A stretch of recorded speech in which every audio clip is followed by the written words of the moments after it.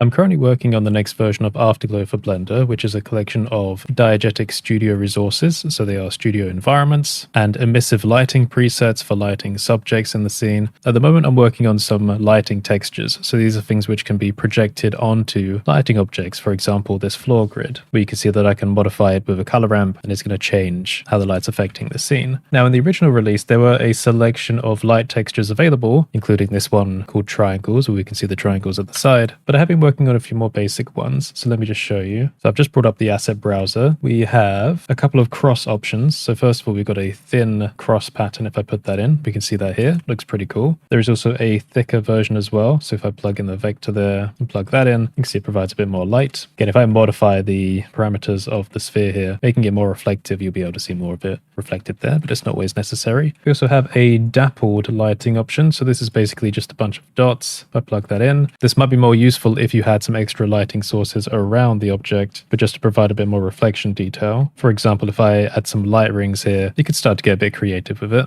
There's also doodles. So if I plug this in, there we go. We've got some semi-random polygonal doodle shapes. Then there's a bit of a series of lights. So first of all, we've got a kind of dapple effect that just comes from the sides, but it's providing a bit more light in the scene. Then we've got a variation of that that's got a strip going down the middle to provide much more light, or adding a bit of reflection detail along the side. And then if you did have a reflective object for that, there's also a slightly blurred version as well, which could be useful. Now remember, in Afterglow, there are a variety of studio environments, and not all of them are on the ground. So for example, if I load up Studio 7, you see that I've got the cross enabled here on the ceiling light. So there's a lot of variability you can work with by swapping the light textures and studio environments in and out. So I'm going to keep working on that. Hopefully you found it interesting. Afterglow for Blender is available on both Gumroad and Superhive for the Cycles rendering engine. Follow for updates.